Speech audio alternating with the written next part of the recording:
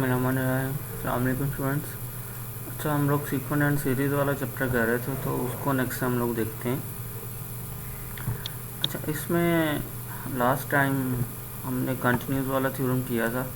तो ये 7.12 एक थ्योरम है, कहता है कि जी F N is a sequence of a continuous function on E, F N approaches to F uniformly on E, then F is continuous on E. मतलब ये कहता है इस थ्योरम में कि अगर जो एफ एन है वो यूनिफॉर्मली अगर है, यूनिफॉर्मली कन्वर्जेंस है, तो वो लाजमी कंटिन्यूस भी होगा। ये उसने बात पूछी है। तो इसमें वो सिर्फ ये बता देता है, कहता है कि this is very important result immediate corollary theorem 7.11। The converse is not true that the sequence of continuous function may converge to a continuous function all the convergence is not uniform. मतलब कि इस theorem में आपने सिर्फ ऊपर वाले का हवाला दे के सिर्फ उसने बताया हुआ है कि ऊपर हम लोग प्रूव कर चुके हैं कि कोई भी जो फंक्शन है अगर वो यूनिफॉर्म कन्वर्जेंस है तो वो कंटिन्यूस नहीं होगा। ठीक है, सिर्फ क्या होगा ये उसने इधर बताया हुआ कि अगर कंटिन्यूस फंक्शन है may be converge to a continuous function, तो वो कन्वर्ज करेगा कंटिन्यूस फंक्शन को, और वो जो कन्वर्जेंस होगी वो यूनिफॉर्म नहीं होगी। ठीक है, तो सिर्फ आपने पिछले वाले का हवाला दे के ये इसको बस इधर क्लोज कर देना। ठीक है। अच्छा, नेक्स्ट 7.13 है। इस थ्योरम को आपने ना करना नहीं है, सिर्फ आपने पता क्या करना है, ये जो इनके रिजल्ट्स हैं ना इनको याद रखना है। उसकी रीज़न पता क्या है? उसकी रीज़न ये है कि इनके एमसीक्यूज बन सकते हैं। तो आपने जस्ट क्या करना है, ये कंडीशनें याद रखनी है कि एमसीक्यूज ऐसे बन सकता है कि जी K is compact, so F N is a sequence. Next option दे देगा आपको कि continuous function on K, divergence function on K, ऐसे एमसीक्यूज बन सकते। इसी तरीके से इस रिजल्ट के भी एमसीक्यूज बन सकता है। वो कह देता है कि जी K is a compact and F N into X, फिर नेक्स्ट ऑप्शन दे सकता है कि greater than equal to, less than equal to ये सारे। तो आपने जस्ट क्या करना है कि जी अगर आपने स्टेटमेंट जो इसकी याद रखनी है कि कम्पैक्ट होगा तो ये भी रिजल्ट होल्ड करेगा। F N converges pointwise to a continuous function on K होगा, और F N into X greater than equal to F into N plus one into X भी होगा। बाकी इसको आप सबको एक दफ़ा रीड कर लेना और ये स्टेटमेंट इस थ्योरम की याद रखना, और इसमें कुछ नहीं करना आपने। ठीक है, ये सिर्फ बता रहा हूँ एमसीक्यू सोल्व करने के लिए, ये कोई इतना इम्पोर्टेंट नहीं है। अच्छा, अब 7.14 में इसकी डेफिनेशन है, छोटी सी ये डेफिनेशन कर लेते हैं। डेफिनेशन में कहता है कि जी मैंने बताया था कि डेफिनेशन आपने कोई नहीं छोड़नी, कि जो जो डेफिनेशनें बनती हैं वो डेफिनेशनें आनी हैं पेपर में। ठीक है, जैसे सिंपल है डेफिनेशन, वो कह सकता है कि जी define Riemann integral, define Riemann series integral.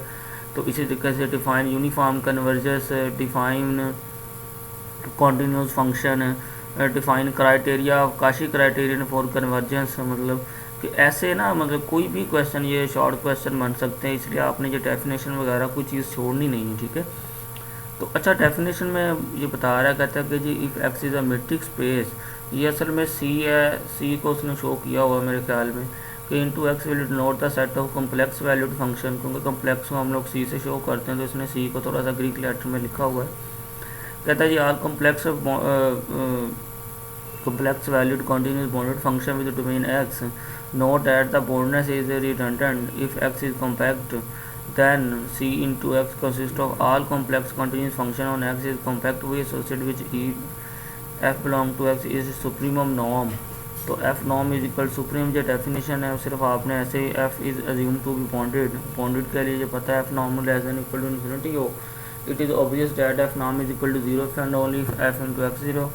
तो ये डेफिनेशन आपने याद कर ली और ये इनक्वालिटी याद रखनी है। ये एमसीक्यू इसका बन सकता है कि जी F plus G norm, next option दे सकता है कि जी इक्वल है, लेस देन है, ग्रेटर देन है। तो ये आपने याद रखना है कि ये less than equal to F norm plus G norm है। ठीक है, इस चैप्टर में मैंने आपको बताया था कि थ्योरम एक जो लास्ट टाइम कल मैंने करवाया था कंटिन्यूस वाला, वो भी इम्पोर्टेंट है, और दूसरा जो सबसे इम्पोर्टेंट थ्योरम है काशी क्राइटेरियन वाला मैंने करवाया था कि क्वेश्चन ऐसे बन सकता है कि define uniform convergence and state and prove Kashi criterion for uniform convergence, या वो सिंपल वो थ्योरम की स्टेटमेंट दे के भी पूछ सकता है। ठीक है, बाकी इस चैप्टर में ज़्यादा कुछ नहीं आता, एग्जांपल्स जो आपको मैंने करवाई हैं आप वो कर लें, बाकी डेफिनेशन वगैरह आ सकती है। ठीक है, तो इसलिए उस हवाले से आपने इसको चैप्टर को ना ऐसे ही इसको तैयार करना है। ठीक है, तो इस चैप्टर का हमने काम भी हमारा ऑलमोस्ट हो चुका है, तो नेक्स्ट हम लोग इसको मज़ीद कर लेंगे। ये थ्योरम बहुत ही इंपॉर्टेंट है, आपने इस डेफिनेशन को कर लेना है इधर तक, इसके बाद ये नेक्स्ट भी लिखता है कि if we define the distance between them तो एफ माइनस जी नॉम। तो इसको सारे को ना आपने रीड कर लेना। फिर ये स्टेटमेंट आपने ये वाली याद रखनी है कि sequence converges to F with respect to the metric if and only if uniformly on X.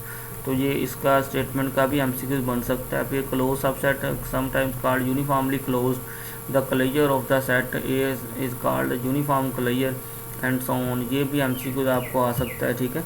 तो ये इस ऊपर वाले मैंने जितना भी अभी ये आज के लेक्चर में सारा डिफाइन करवाया है, इसको सारे को डिफाइन करवाने का मकसद ये था कि आप इस सब को रीड आउट कर लो। इसको एमसीक्यूज के लिए आपने इसको याद रखना है। बाकी पेपर में डेफिनेशन भी आ सकती है, लेकिन एमसीक्यूज के लिए ज़्यादा इंपॉर्टेंट है, आपने इसको देख लेना अच्छे से, ठीक है। तो नेक्स्ट हम लोग कल ये वाला थ्योरम करेंगे। ये वाला थ्योरम भी वेरी वेरी इंपॉर्टेंट है, ठीक है।